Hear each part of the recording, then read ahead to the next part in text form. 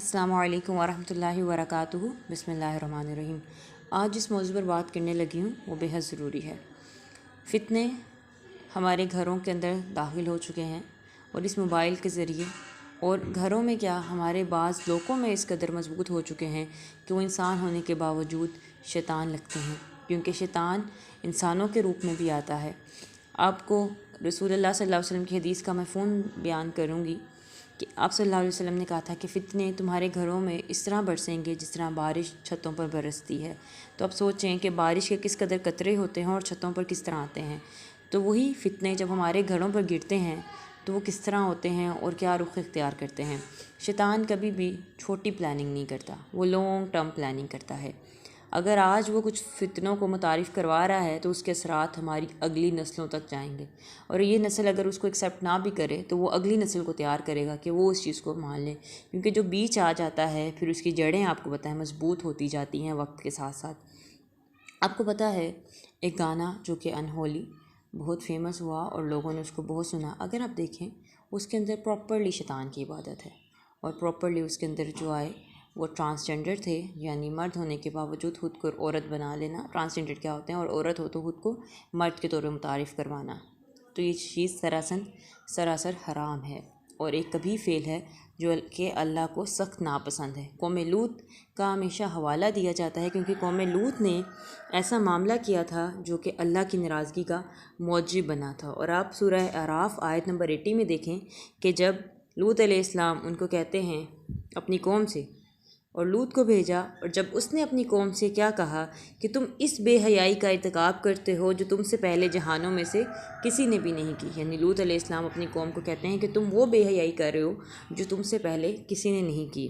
اب دیکھیں کہ لوط علیہ السلام حضرت ابراہیم علیہ السلام کے بھتیجے تھے، جنہوں نے عراق کی سرزمین سے ہجرت کر کر علاقہ صدوم شہر میں جو تھی رہائش اختیار کی تھی۔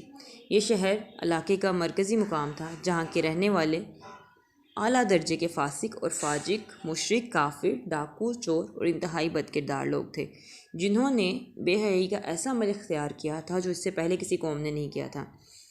قوم لوط کا کردار کیا تھا؟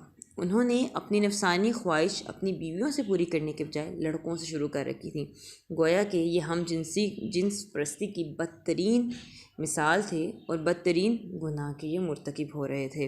حضرت لوط علیہ السلام جو تھے ان کو بار بار سمجھاتے تھے پر یہ باز نہیں آتے تھے اور بات ماننے کو تیار نہیں ہوتے تھے۔ حضرت لوط کو رجم کر دینے کی دھمکی دیتے تھے اور ساتھ عذاب الہی کا مطالبہ بھی کرتے تھے کہ لوط اگر تم سچے ہو تو ہم پہ عذاب آ جائے۔ قوم لوط نے بھی پیغمبروں کو جھٹلایا جب ان سے ان کے بھائی لوط نے کہا کہ تم کیوں نہیں ڈرتے۔ سورہ شعراء آیت نمبر 160 سے 166 تک جب ان کو مطلب کہ قوم لوط کو بھی لوط علیہ السلام نے کہا کہ تم کیوں نہیں ڈرتے، میں تمہارے لیے امانت دار پیغمبر ہوں، سو اللہ سے ڈرو اور میرا کہا مانو، اور میں تم سے اس کا بدلہ نہیں مانگتا، میرا بدلہ جو ہے رب العالمین کے ذمہ ہے۔ کیا تم لڑکوں پر مائل ہوتے ہو؟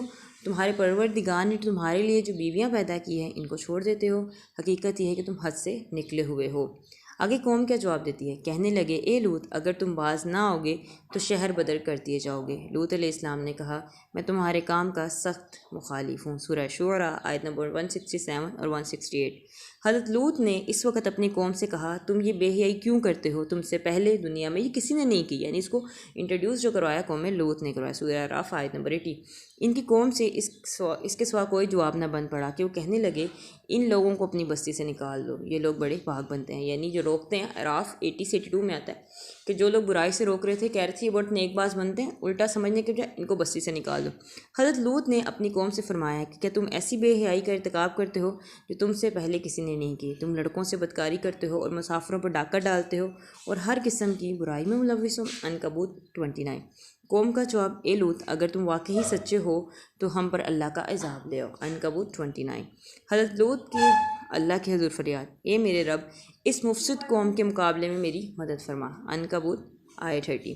قوم لوط پر عذاب کے فرشتوں کی آمد۔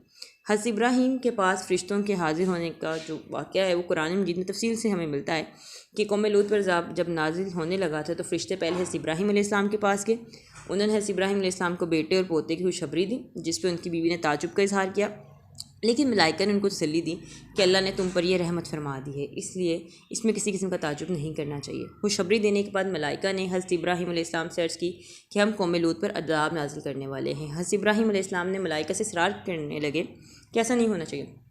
ایسا کیوں ہوا؟ کیونکہ ابراہیم علیہ السلام جو تھے نہایت ہی حوصلہ مند اور نرم ہو تھے۔ ملائکہ نے انہیں عرض کی اس بات کو جانے دیجیے کیونکہ اللہ کا حکم ہو چکا ہے، لہٰذا اب عذاب کو کوئی نہیں ٹال سکتا۔ جب اللہ کا حکم آ جاتا ہے تو اس کو کوئی نہیں ٹال سکتا سوائے اللہ کے۔ تو سورہ ہود 69 سے 76 تک ہمیں یہ مکالمہ ملتا ہے۔ اچھا، اب عذاب لانے والے فرشتے جو تھے لوط علیہ السلام کی خدمت میں گئے۔ قرآن مجید نے بتلایا ہے کہ جب یہ فرشتے لڑکوں کی شکل میں لوط علیہ السلام کے پاس تشریف لائے تو یہ بدمعاش قوم ان سے بے حیائی کرنے سے نیت سے ان کے پاس دوڑتے ہوئے آئے۔ حضرت لوط نے نہایت عاجزی کے ساتھ انہیں سمجھایا کہ اے میری قوم، یہ میری بیٹیاں ہیں جو تمہارے لیے حلال ہیں، یعنی تم ان کے ساتھ نکاح کر سکتے ہو۔ اللہ تعالیٰ سے ڈرو اور مہمانوں کے بارے میں مجھے بے آبرو نہ کرو۔ جب وہ بھاگ ایک دوسرے سے آگے بڑھ رہے تھے، حضرت لوط علیہ السلام نے بھی یہی فرمایا کہ تم میں کوئی بھی شریف آدمی نہیں ہے۔ سورہ ہود آیت نمبر 78۔ بے حیا کہنے لگے ہمیں تمہاری بیٹیوں سے کیا اثر ہوگا، تو جانتا ہے ہم کس ارادے سے آئے ہیں۔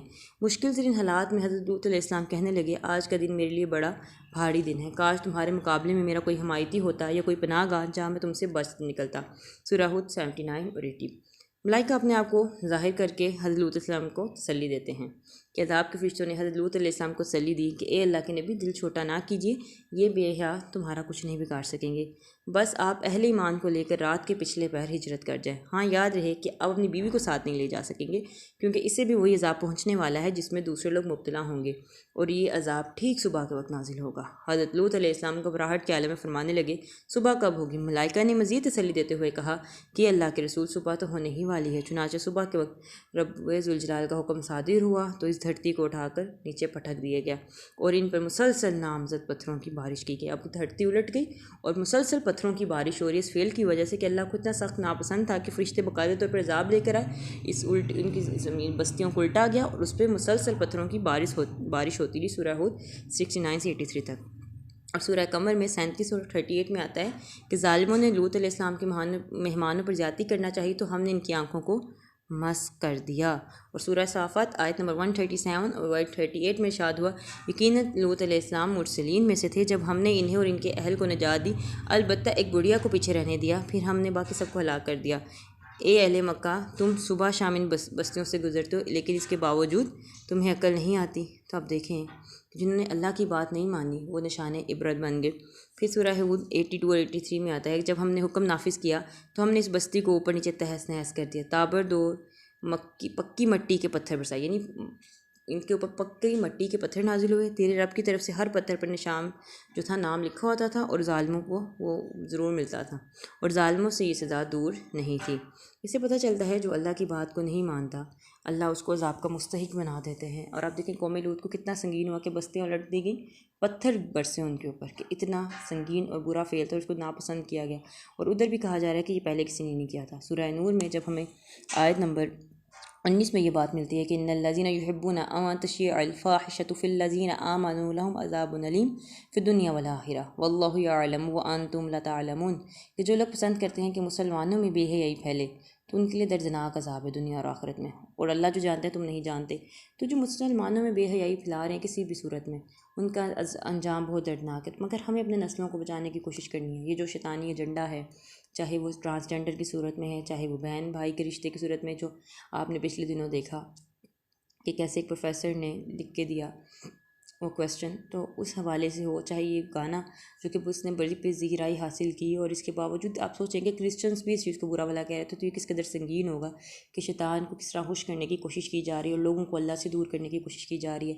ہماری نسلوں میں بے حیائی کس طرح پروان چڑھائی جا رہی ہے، یہ کہہ کے کہ جس کو جو دل کرتا ہے، جو جس سے محبت کرنا اس کو کرنے دو۔ ایسا کیسے ہو سکتا ہے؟ ایسا نہیں ہو سکتا۔ ہم ایسی چیزوں کو تسلیم ہی نہیں کر سکتے، مسلمان ان چیزوں کو نہیں مان سکتے۔ تو آپ نے ان چیزوں کو رد کرنا ہے اور اپنی آنے والی نسل کو اس چیز سے گاہی دینی ہے، اپنی نسل کو بچانا ہے کہ نہیں، ہم ان چیزوں کو تسلیم کر ہی نہیں سکتے۔ مسلمان نہ بے حیائی کو تسلیم نہیں کر سکتا، خود کو بے حیائی سے روکنا ہے، خود کو فحاشی سے روکنا ہے۔ اب دیکھیں گانوں کی صورت میں ہماری نوجوان نسل کو خراب کیا جا رہا ہے، بے حیائی سکھائی جا رہی ہے، پراپرلی ان کو قرآن نہیں آتا مگر گانے آتے ہیں۔ آپ دیکھیں یہ ہولی گانا مسلمانوں نے کتنے لوگوں نے سیو کیا، اور انہیں پتہ ہے اس کے الفاظ کیا ہیں، اتنے گندے الفاظ ہیں اس کے کہ آپ سوچ نہیں سکتے۔ ایک مسلمان تو ایسی بات سن بھی نہیں سکتا، تو بیان کرنا تو بہت دور کی بات ہے، ایسی بات کو سوچنا تو بہت دور کی بات ہے۔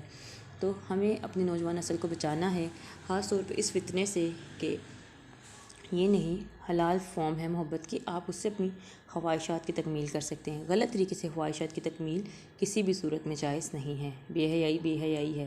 ہمیں اس طرح کی تمام فلم، چاہے وہ جوائے لینڈ ہو، چاہے وہ انہولی ہو، اس طرح کے کوئی بھی ہیں، ان کے لیے خلاف آواز اٹھانی ہوگی اور آگاہی دینی ہوگی کہ یہ سراسر غلط ہے۔ اور میوزک کو چھوڑ دیں، ڈانس کو چھوڑ دیں، یہ چیزیں آپ کو تباہ کر دیتی ہیں، یہ چیزیں آپ کے ایمان کو کھا جاتی ہیں، اور یہی چیزیں زنا کی طرف لے کے جاتی ہیں، کیونکہ چھوٹا ہی سی فحاشی کا سٹیپ انسان کو بڑی فحاشی کرواتا ہے۔ اس لیے تو کہا گیا نہ برا سنو، نہ کہو، اور نہ ہاتھوں کو لے کے جاؤ، کیونکہ زنا ہوتا ہے، آنکھوں کا بھی ہوتا ہے، ہاتھوں کا بھی ہوتا ہے، قدموں کا بھی ہوتا ہے۔ تو اپنے آپ کو ہر طرح کی زنا کی فارم سے بچائیں، اپنی نسلوں کو بچائیں، ان کو قرآن کی تعلیم دیں، قرآن سمجھائیں، انہیں قوم لوط کے حوالے سے آگاہی دیں کہ اس قوم کو اللہ نے نہیں چھوڑا، نیست و نابود کر دیا، مٹا دیا۔